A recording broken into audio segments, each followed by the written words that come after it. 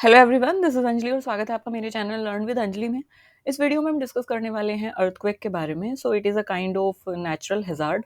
इससे previous video में हमने नेचुरल हैजार्ड एंड मिटिगेशन पे हम डिस्कस करने वाले हैं। इससे प्रीवियस वीडियो में हमने डिस्कस किया था नेचुरल हैजार्ड्स के बारे में, what is hazard and what are different kind of natural hazards, और किस तरीके से वो कैटेगराइज हैं और उनकी सब कैटेगरीज क्या हैं। So if you haven't check that video, so please I would highly suggest you कि आप एक बार उस वीडियो को देखिए ताकि आपको अच्छे से क्लियर हो जाए कि हैजार्ड क्या होता है। Okay, now moving on to this one that is earthquake. अगर हम अर्थक्वेक की बात करें तो अर्थक्वेक अगर आप रिकॉल कर पा रहे हैं तो अर्थक्वेक इज समथिंग जो कि रिलेटेड है that geophysical hazard. So previous video में हमने टाइप्स ऑफ हैजार्ड के बारे में पढ़ा था। वहाँ पे हमने डिस्कस किया कि डिफरेंट डिफरेंट जो हैजार्ड हैं वो किसकी कैटेगरी के अंडर आते हैं। तो अर्थक्वेक आता है जियोफिजिकल हैजार्ड की कैटेगरी के अंडर में, क्योंकि ये अर्थ से रिलेटेड है। जियो इज समथिंग, जिसका मतलब होता है अर्थ। तो अर्थक्वेक होता क्या है? अर्थक्वेक होता है sudden shaking of earth crust.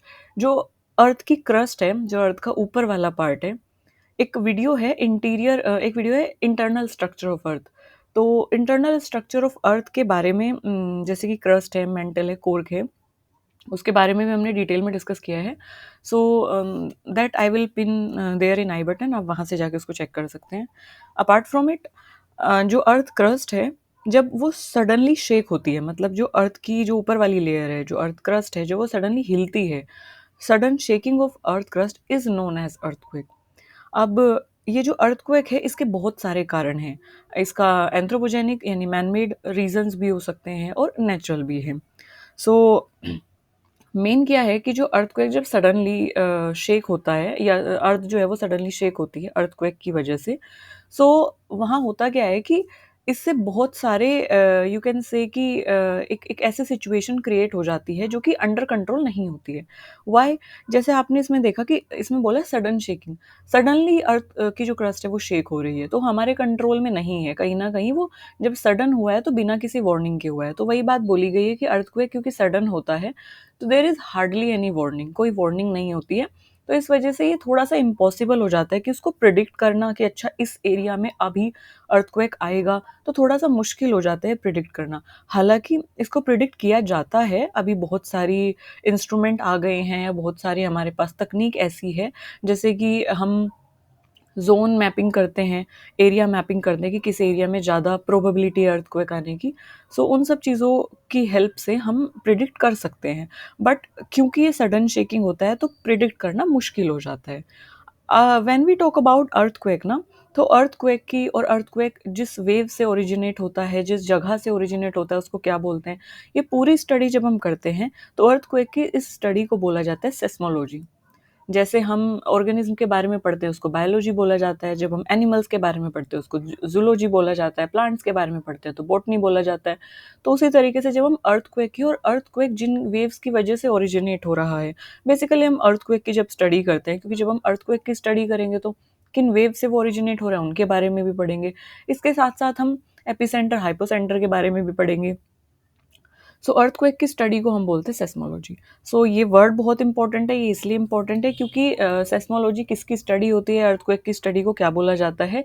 ये 1 मार्क्स और 2 मार्क्स क्वेश्चन, यानी ये क्वेश्चन आ सकता है किसी भी इन्वायरमेंटल कॉम्पिटिटिव एग्जाम में। तो सेस्मोलॉजी थोड़ा आप रिकॉल करके रखिएगा, ध्यान रखिएगा। अपार्ट फ्रॉम इट, कॉजेज क्या होते हैं अर्थक्वेक के, अर्थक्वेक आता क्यों है, होता क्यों है। So there are various causes of earthquake. अब जैसे कि हम बात करें ना, अगर हम अर्थ अर्थ की बात करें तो अर्थ एक सिंगल पीस नहीं है। मतलब ऐसा नहीं है कि जैसे ये अर्थ है और अर्थ की जो क्रस्ट है पूरी की पूरी यहाँ से स्टार्ट हुई और यहाँ पे ही खत्म हुई तो पूरा एक पीस है, ऐसा नहीं है।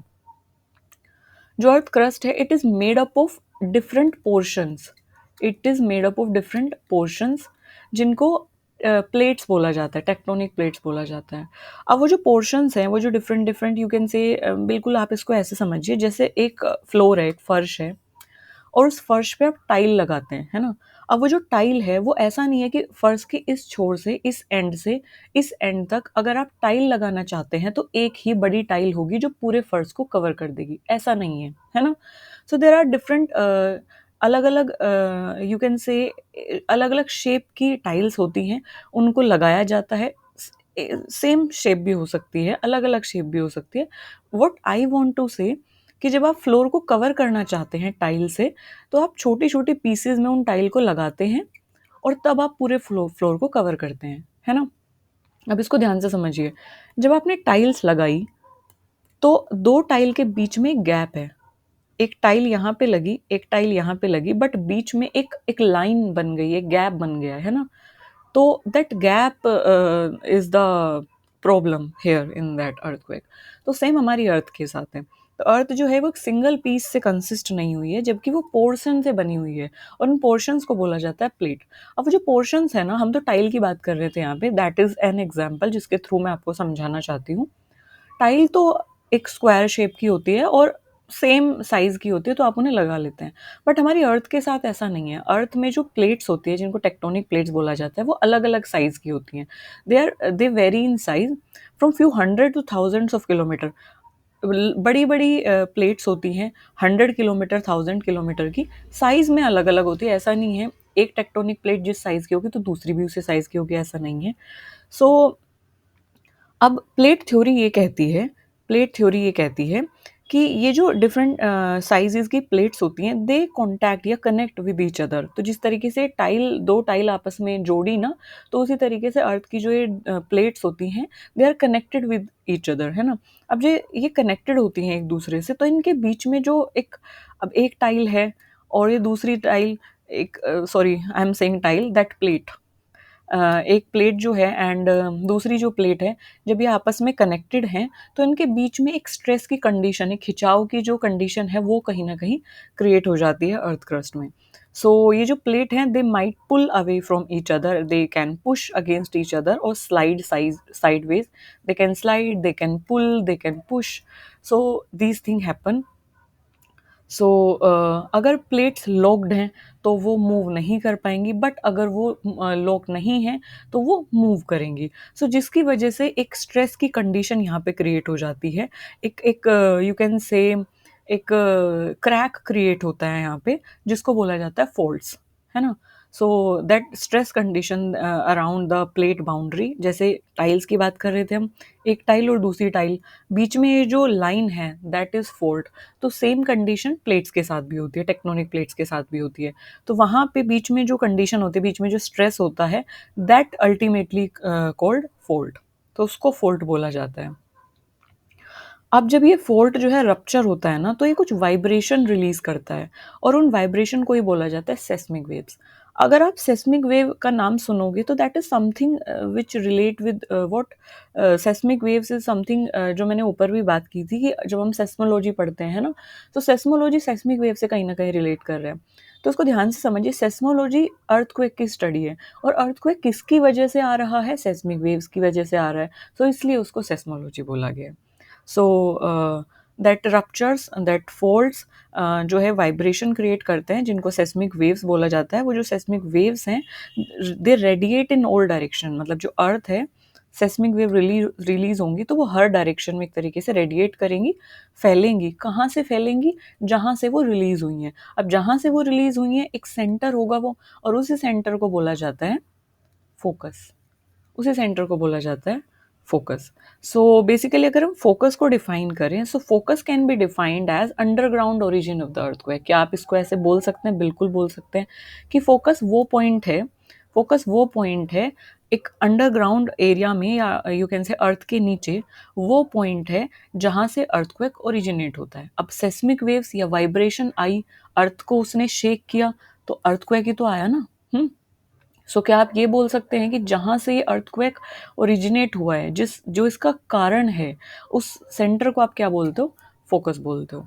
अच्छा, फोकस भी ध्यान रखना, फोकस पे फोकस करना बहुत ज़रूरी है। So I tell you why. Focus पे फोकस करना इसलिए ज़रूरी है क्योंकि ये मेन एक ओरिजिनेशन पॉइंट है अर्थक्वेक का।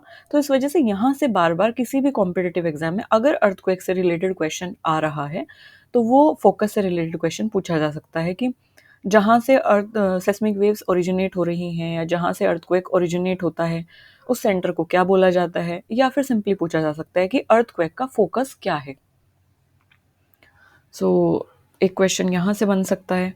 Next we have okay, when we talk about focus of that earth ना, तो उसको एक और नाम से भी जाना जाता है। जैसे मैंने आपको बताया था हाइपोसेंटर, एपिसेंटर की जब हम स्टडी करते हैं, तो फोकस जो है उसको हाइपोसेंटर भी बोला जाता है। तो आप एक बार इसको भी ध्यान रखेंगे, that is known as hypo hypocenter. Okay, एक हाइपोसेंटर है, एक एपीसेंटर है। सो फोकस को बोला जाता है हाइपोसेंटर, और जस्ट फोकस के ऊपर जो पॉइंट होता है अर्थ क्रस्ट पे, ये तो अर्थ क्रस्ट है, और ये अंदर वाला पोर्शन है, कोर वाला पोर्शन है या मेंटल वाला पोर्शन है नीचे। अ, यहाँ पे मेंटल है और बिल्कुल अंदर जो है वो कोर होगा। ओके, तो जस्ट फोकस के वर्टिकली अगर हम ऊपर जाएं, तो फोकस के ऊपर जो पॉइंट होता है उसको बोला जाता है एपीसेंटर। यहाँ से भी क्वेश्चन पुट अप किया जाता है। सो जनरली वो फोकस नहीं देते हैं, वो हाइपोसेंटर इसको नाम देते हैं, इसको हाइपोसेंटर के नाम से क्वेश्चन में रखते हैं। So this is okay. Now the thing is कि लर्न कैसे करना है। तो I have a trick to learn this. एक है एपीसेंटर और एक है हाइपोसेंटर। तो मैंने इसको ऐसे लर्न किया था कि फोकस को हाइपोसेंटर बोलते हैं। कैसे बोलते हैं? क्योंकि फोकस में भी ओ है और हाइपोसेंटर में भी ओ है। तो जो ओ वाला होगा वो क्या होगा? फोकस होगा। मतलब अगर एपीसेंटर और हाइपोसेंटर, क्योंकि जनरली ऑप्शन में वो दोनों देते हैं, एपीसेंटर भी और हाइपोसेंटर भी। So that is confusing, very confusing. So मैंने इसको ऐसे लर्न किया कि जिसमें ओ होगा ना वो फोकस होगा। तो फोकस में भी हो और हाइपोसेंटर में भी हो, तो ओ वाला फोकस में ओ आएगा, तो ओ वाला जो है वो फोकस होगा। So hypocentre is focus. So you can learn it like this, that work for me. I hope ये आपके लिए भी वर्क करेगा। Okay, now moving on to our important part, that is seismic waves. So जैसे हमने बात की कि जो वेव्स होती हैं अर्थक्वेक की, they are known as seismic waves. कहाँ पे हमने बात की थी? हाँ, ये हमने बात की थी कि जो वाइब्रेशन रिलीज होती है उनको सेस्मिक वेव्स बोला जाता है। अब सेस्मिक वेव भी कई तरीके की होती हैं, मतलब दो तरीके की होती हैं। सो सेस्मिक वेव एक तो होती है बॉडी वेव और एक होती है सरफेस वेव। बॉडी वेव दो तरीके की होती हैं, जिनको एक तो होती है लॉन्गिट्यूडनल वेव जिनको पी वेव बोला जाता है, और दूसरी होती है ट्रांसवर्स वेव जिनको एस वेव्स बोला जाता है। Next we have surface wave. So surface wave की अगर हम बात करें, सो सरफेस वेव की अगर हम बात करते हैं, एक होती है रेलिंग वेव और दूसरी होती है love wave. So they are the types of seismic waves. Question might be asked, also asked from there. तो देखो, अर्थक्वेक या नेचुरल हजार्ड की बात करें ना, तो जहाँ जहाँ से पॉसिबल क्वेश्चन बन सकते हैं वो मैं सारी चीज़ें आपको बताते हुए चलूंगी। तो जिन चीज़ों को मैं बोल रही हूँ कि क्वेश्चन यहाँ से बन सकता है, तो प्लीज़ थोड़ा सा उनको ध्यान से पढ़िए और उन पर फोकस करिए। किस तरीके का क्वेश्चन बन सकता है वो भी मैं आपको बताते हुए चलूंगी। जब हम सेस्मिक वेव्स की बात करते हैं ना, सो क्वेश्चन पहला क्वेश्चन ये बन सकता है कि सेस्मिक वेव होती कितने तरीके की है। ये क्वेश्चन यहाँ से फॉर्म हो सकता है। नेक्स्ट वी हैव कि अगर सरफेस वेव की बात करें या बॉडी वेव की बात करें, तो यहाँ से क्वेश्चन फॉर्म हो सकता है कि बॉडी वेव कितने तरीके की हो सकती हैं, या फिर आपको सरफेस वेव जैसे लॉन्गिट्यूडनल, ट्रांसवर्स और रेलिंग वेव या लव वेव दे दिया गया है, और आपसे पूछा है कि which of the following is surface wave या which of the following is body wave. So ये यहाँ से क्वेश्चन आपसे पूछे जा सकते हैं। नेक्स्ट वी हैव, जैसे इसमें बोला है कि अब ये जो वेव्स हैं, these seismic waves have some kind of energy in them. तो उस एनर्जी की वजह से वो ट्रैवल करती हैं अर्थ की लेयर्स में। जो अर्थ के डिफरेंट डिफरेंट लेयर हैं, जैसे कोर है, मेंटल है, क्रस्ट है, तो अर्थ की उन लेयर्स में जो वेव्स हैं, क्योंकि इसमें एनर्जी है, तो वो वेव जो है वो क्या करती हैं? ट्रैवल करती हैं। एंड बॉडी वेव्स और सरफेस वेव, जैसे मैंने आपको बताया, body wave and surface wave ही है। सो अगर हम सरफेस वेव की बात करें, जैसे नाम से ये पता चल रहा है, सरफेस वेव मतलब जो सरफेस पे एक तरीके से मूव कर रही है, जैसे यहाँ पे आप देख सकते हैं। तो ये सरफेस पे मूव कर रही है, यहाँ पे अर्थ क्रस्ट की सरफेस पे मूव कर रही है। अगर मैं बॉडी वेव की बात करूँ, तो कहीं ना कहीं वो अंदर है, तो वो अंदर से ओरिजिनेट हुई है, तो वो बॉडी में मूव कर रही है, मतलब अर्थ की बॉडी की हम बात कर रहे हैं, तो वहाँ पे मूव कर रही हैं। सो that is the thing behind them. P wave और सेकेंडरी वेव की अगर हम बात करें, तो P wave is that one, and longitudinal जिसको बोला गया है, और एस वेव जिनको ट्रांसवर्स बोला गया है। तो बॉडी वेव दो तरीके की हैं, मतलब जो अंदर से ओरिजिनेट हो रही हैं, पी वेव यानी लॉन्गिट्यूडनल और ट्रांसवर्स मतलब एस वेव्स। अब इनको ध्यान से समझिए कि किस तरीके से ये ओरिजिन क्या मतलब किस तरीके से हैं। If you talk about P wave तो ये फ्रंट मतलब इस तरीके से ओरिजिनेट हो रही हैं, they are like this this way, अंदर से मूव हुई और बाहर की साइड ओरिजिनेट हुई, बॉडी वेव है क्योंकि, है ना। And similarly S wave is just like that. So they are called body wave as they pass through the body of the earth, क्योंकि अर्थ की body through the body of the earth move कर रही है, अंदर से originate हुई बाहर की साइड, तो पूरा कहीं ना कहीं अर्थ की जो बॉडी है उसको चीरते हुए ये बाहर निकली, मतलब यू कैन से इट लाइक दैट। तो इसलिए उनको बॉडी वेव बोला गया, अंदर से ओरिजिनेट हुई हैं एंड दे पास पूरी अर्थ की बॉडी में ये पास हुई हैं इस तरीके से यहाँ। सो इसलिए इनको बॉडी वेव बोला गया है। सो ये फर्दर कैटेगराइज होती हैं जैसे कि प्राइमरी और कंप्रेशनल वेव, जिनको बोला जाता है पी वेव्स, तो इसलिए इनको पी वेव भी बोला गया है। सेकेंडरी और ट्रांसवर्स वेव जिनको बोला जाता है एस वेव। तो बॉडी वेव दो तरीके के हैं जैसे मैंने आपको बताया अभी, पी वेव और एस वेव। तो प्राइमरी और S for secondary and other name are longitudinal and transverse wave. तो इनके नाम याद रखना बहुत ज़रूरी है। Might be they can give you like transverse और longitudinal, might be they can give you primary और सेकेंडरी। सो इसलिए प्राइमरी वेव की अगर हम बात करें, अच्छा इसको थोड़ा सा आप नोट कर लीजिएगा, इसको भी नोट करिएगा। प्राइमरी वेव जो है वो सेकेंडरी वेव से फास्टर ट्रेवल करती है। इसको आप लर्न कैसे करेंगे? प्राइमरी मतलब प्राथमिक, पहली, सेकेंडरी मतलब दूसरी। अब आप ये बताइए कि फर्स्ट पोजीशन पे कौन आएगा? जो दौड़ के पहले जाएगा तो वही तो फर्स्ट पोजीशन पे आएगा। सेकंड कौन रहेगा? सेकंड वो रहेगा जो पीछे रह जाएगा, है ना, जो बाद में आएगा वो सेकंड रहेगा। सो you can learn it like that कि प्राइमरी वेव फास्टर ट्रैवल करती हैं, फास्टर ट्रैवल कर रही हैं, पहले पहुंच रही हैं, इसलिए तो उन्हें फर्स्ट प्राइज मिला, तो इसलिए तो वो प्राइमरी है। प्राइमरी मतलब पहली, तो जो दौड़ के पहले पहुंची हैं वही प्राइमरी हुई। तो जो प्राइमरी है वो दौड़ के पहले पहुंची है मतलब ट्रैवल फास्टर कर रही हैं। So primary travel faster than secondary wave. Question यहाँ से भी बन सकता है कि कौन सी वेव फास्टर ट्रैवल करती हैं among that body wave. So question यहाँ से बन सकता है। सो हाँ, वही चीज़ बोली गई, thus they are the first to reach the seismograph station. तो जब सेस्मोग्राफ स्टेशन में हम सेस्मिक वेव को डिटेक्ट करने की कोशिश करते हैं और करते हैं, तो जब हम सेस्मोग्राफ से डिटेक्ट करते हैं ना वेव्स को, तो प्राइमरी वेव फास्टर ट्रेवल करती है, इसलिए वो सेस्मोग्राफ में हमें आसानी से और जल्दी दिख जाती हैं, because they travel faster than secondary wave. Now we have surface wave that are second kind of wave. So they travel along the earth crust and vibrate the ground horizontally and vertically. So ये ground में किस तरीके से travel करती हैं? Hmm, ये ground में किस तरीके से travel करती है? We have body wave and surface wave is like that. Okay, so ये ग्राउंड में किस तरीके से ट्रैवल कर रही हैं? जैसे आपने देखा समथिंग लाइक दिस, इस तरीके से, है ना, इस तरीके से ट्रैवल कर रही है। इसको मैं अलग पेन से समथिंग लाइक दैट, एंड इस तरीके से ये ट्रैवल कर रही है। सो जैसे इसमें बताया गया है कि जो सरफेस वेव्स हैं, जो सरफेस वेव्स हैं, दे travel along the earth crust and vibrate the ground, they vibrate the ground और अर्थ क्रस्ट में ट्रैवल करती हैं, बट किस तरीके से ट्रैवल करती हैं? हॉरिजॉन्टली एंड वर्टिकली, मतलब हॉरिजॉन्टली इस तरीके से भी ट्रैवल करेंगी और वर्टिकली मतलब इस तरीके से भी ट्रैवल करेंगी।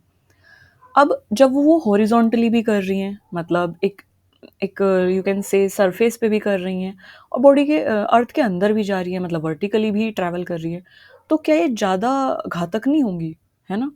क्योंकि अगर हम बॉडी वेव की बात करें तो वो तो सिर्फ अंदर से ओरिजिनेट होकर बाहर की साइड ही जा रही थी, मतलब वर्टिकली ट्रैवल कर रही थी। बट सरफेस वेव हॉरिजॉन्टली भी ट्रैवल कर रही है, मतलब ऐसे भी ट्रैवल कर रही है और ऐसे भी ट्रैवल कर रही है, तो ये ऐसे भी नुकसान पहुंचा रही हैं और वर्टिकली भी नुकसान पहुंचा रही है। So that is why surface wave की अगर हम बात करें, so they are more dangerous than body wave and they can destroy buildings and highway which come in their path. तो ये नोट करने वाली बात है, ये नोट करने वाली बात है कि बॉडी वेव और सरफेस वेव में से सबसे ज़्यादा डेंजरस जो वेव्स होती हैं सेस्मिक वेव, वो होती हैं सरफेस वेव। एक क्वेश्चन यहाँ से बन सकता है, तो इसको भी आप ध्यान रखेंगे क्योंकि ये क्वेश्चन पहले भी पूछा जा चुका है। So they are more dangerous than body wave, और जो भी उनके रास्ते में आएगा, चाहे वो बिल्डिंग है, चाहे वो लाइव स्टॉक है, या कोई भी हाईवे है, कुछ भी है, तो दे विल डिस्ट्रॉय। ओके, क्योंकि ये इस तरीके से शेक करेंगी कि वर्टिकली भी जाएंगी और हॉरिजॉन्टली भी जाएंगी। इनका जो एम्पलीट्यूड है वो डिक्रीज होता है with increasing depth in the earth. जितना जितना नीचे जाएंगे तो इनकी जो इंटेंसिटी है, इनका जो एम्पलीट्यूड है वो कहीं ना कहीं कम होता जाएगा। अगर हम बात करें सरफेस वेव्स की, तो इनको भी दो कैटेगरी में कैटेगराइज किया है, लव वेव और रेलिंग वेव, जो कि हमने ऊपर भी बात की। अब जो लव वेव है, जैसे कि मैंने अभी आपको बताया कि सरफेस वेव वर्टिकली भी मूव कर रही हैं और वो हॉरिजॉन्टली भी मूव कर रही हैं, तो उसी बेस पे उसको कैटेगराइज भी किया है कि लव वेव जो होती हैं they move the ground from side to side. तो ये लव वेव क्या करती हैं, वो इस तरीके से मूव करती है, ग्राउंड को साइड टू साइड मूव करती है ना। जबकि रेलिंग वेव्स जो होती हैं वो कहीं ना कहीं ग्राउंड को अप एंड डाउन मूव करती हैं, यानी कि इस तरीके से मूव करती हैं। ठीक है, तो इसलिए हमने बोला कि सरफेस वेव जो है वो हॉरिजॉन्टली भी जा रही हैं, मतलब लव वेव जो ग्राउंड को साइड टू साइड मूव करती हैं, और वर्टिकली भी जा रही हैं जो ग्राउंड को क्या कर रही हैं, अप एंड डाउन मूव कर रही हैं। सो that is love wave produce the entirely horizontal motion. जैसे कि अभी मैंने बताया, हॉरिजॉन्टल मोशन कौन करता है, लव वेव करती है, मतलब इस तरीके से। और रेलिंग वेव क्या करती हैं, वो side to up and down and side to side, ये ग्राउंड को अप एंड डाउन मूव करते हैं, main up and down move करती हैं। So you can say vertical movement ये देती हैं। ओके, सो ये चीज़ भी क्वेश्चन यहाँ से भी पुट हो सकता है, ये चीज़ भी आप ध्यान रखेंगे। इंपॉर्टेंट चीज़ इसमें क्या है कि लव वेव किस तरीके से मूव करती है ग्राउंड को, लव वेव मूव करती है साइड टू साइड, यानी कि हॉरिजॉन्टल मोशन होगा। रेलिंग वेव की अगर हम बात करें, वो अप एंड डाउन मूव करती है, मतलब वर्टिकल मोशन होगा, दैट इज। अब earthquake can B shallow less than 60 kilometre, मतलब जो वेव है वो 60 किलोमीटर ट्रैवल कर सकती है, तो ज़्यादा अंदर तक उसने ट्रैवल किया नहीं, तो इसलिए हम इसको बोल रहे हैं कि शैलो है, मतलब ज़्यादा डीप नहीं गया है ना। वो मीडियम भी हो सकता है कि वेव की जो ट्रैवलिंग है, मतलब वेव की वजह से जो वाइब्रेशन क्रिएट हो रहा है, वो 60 से 300 किलोमीटर भी हो सकता है, तो मीडियम हो सकता है। And it can be very deep, मतलब वो 300 किलोमीटर से 600 किलोमीटर अर्थ के अंदर वाइब्रेशन क्रिएट कर सकती है वेव। सो इसीलिए उसको डीप भी बोला गया है कि अर्थक्वेक कैन बी, रेलिंग वेव की वजह से अप एंड डाउन वो मूव कर रहा है, तो ये जो अप एंड डाउन मूवमेंट है रेलिंग वेव का, वो 600 किलोमीटर तक भी हो सकता है। So that is deep earthquake. जो शैलो अर्थक्वेक है, focus earthquake are the most damaging because their proximities to the surface, है ना। अच्छा, इसको भी एक बार समझ लेते हैं। देखिए, इसने बोला है कि अगर मैं अर्थ की बात करूं, तो अगर देखिए, इसको ऐसे याद करते हैं, यहाँ पे this is 60 kilometre, this is 60 to you can say 300 kilometre, and this one is 600 kilometre. अब इसको ध्यान से समझिए, अगर मैं इसकी बात करूं, लेस देन 60 किलोमीटर जो है, ये तो शैलो हुआ, शैलो अर्थक्वेक। मीडियम अर्थक्वेक जो 300 किलोमीटर तक है, ये मीडियम हुआ। और जो डीप अर्थक्वेक है, दैट इज यू कैन से जो 600 किलोमीटर तक गया। अब जो शैलो अर्थक्वेक है, जो कि 30 किलोमीटर तक जिस वाइब्रेशन ने शेक किया है, या 60 किलोमीटर तक जिस वाइब्रेशन ने शेक किया है, उसको शैलो बोला गया है। तो ये जो शैलो अर्थक्वेक होते हैं ना, ये बहुत ज़्यादा डैमेजिंग या डिस्ट्रॉइंग होते हैं। क्यों होते हैं? अब क्वेश्चन ये उठता है कि यार, जो डीप अर्थक्वेक है, जो 600 किलोमीटर तक गया है, वो ज़्यादा डैमेजिंग होना होना चाहिए, है ना, वो तो डीप तक वाइब्रेट किया उसने। नहीं, आप इसको ऐसे समझिए, हम रहते कहाँ पे हैं, हमारे लाइफ स्टॉक, हमारी बिल्डिंग, हमारे हाईवे, हमारा पूरा जो लाइवलीहुड है, वो कहाँ चलती है, वो तो सरफेस पे चलती है ना। हम तो सरफेस पे रहते हैं। तो जिस वेव ने सरफेस पे एक तरीके से डिस्ट्रक्शन किया है, जिस वेव ने सरफेस को वाइब्रेट किया है, सरफेस पे ज़्यादा डिस्ट्रक्शन या तहलका मचाया है, तो हमारे लिए तो वो ज़्यादा डैमेजिंग है ना, क्योंकि उसकी वजह से उसने सरफेस को इतना वाइब्रेट किया है, सरफेस पे ही वो रह गई है, मतलब कहीं ना कहीं तो सरफेस के सराउंड ही रह गई है, उसने जो भी उसका फोकस रहा वो तो सरफेस ही रही। और सरफेस पे, यानी earth crust, surface is basically earth crust, that part is earth crust ना। तो अर्थ क्रस्ट पे हम रहते हैं, तो अर्थ क्रस्ट को ही उसने शेक किया, अर्थ क्रस्ट को उसने डैमेज किया, तो अर्थ क्रस्ट पे होने वाले जो भी बिल्डिंग्स हैं, जो भी लोग हैं, जो भी लाइफ स्टॉक है, जो भी वहाँ पे घर हैं, उसको उसने डिस्ट्रॉय कर दिया।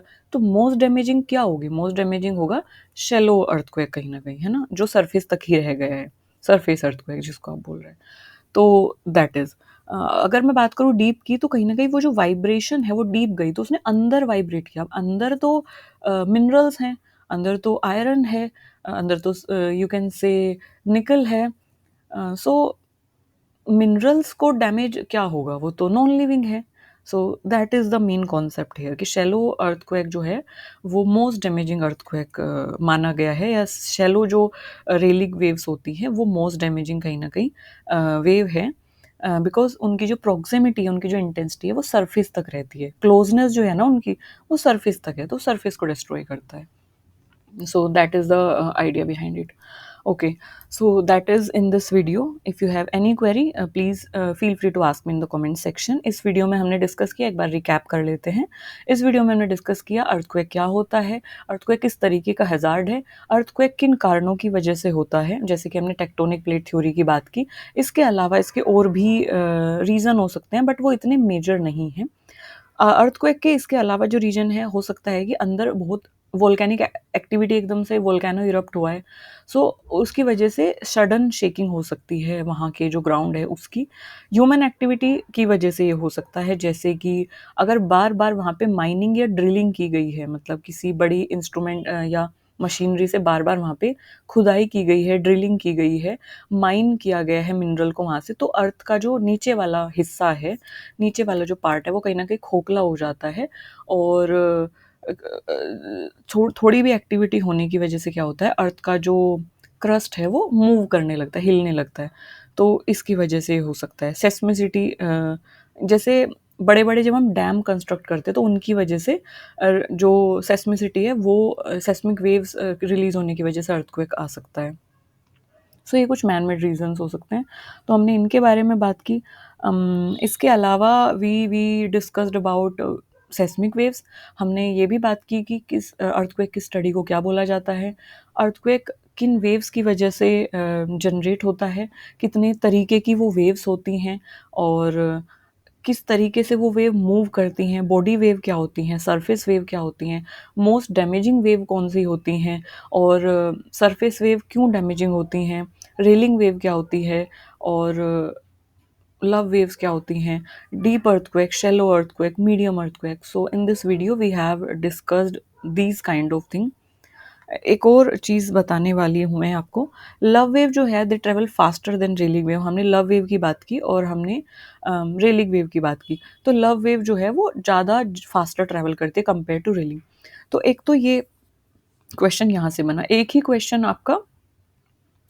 क्वेश्चन आपका बॉडी वेव से भी बना था, है ना? जहाँ पे हमने बोला था कि प्राइमरी वेव जो है वो सेकेंडरी वेव से फास्टर ट्रैवल कर रही है। तो उसी तरीके से एक क्वेश्चन आपका सरफेस वेव से बना कि जो लव वेव है वो फास्टर ट्रैवल करती है रेलिंग वेव से। So primary wave travel faster than secondary, जो कि मैंने आपको बताया कि क्यों प्राइमरी।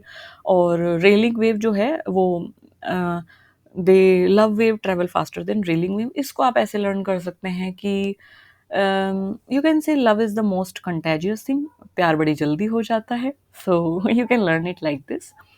तो love wave travel faster than railing wave. Okay. So that is this is in this video. Thank you for listening me so patiently. And if you have any query, please comment that in the comment section. I will be more than happy to cater your query.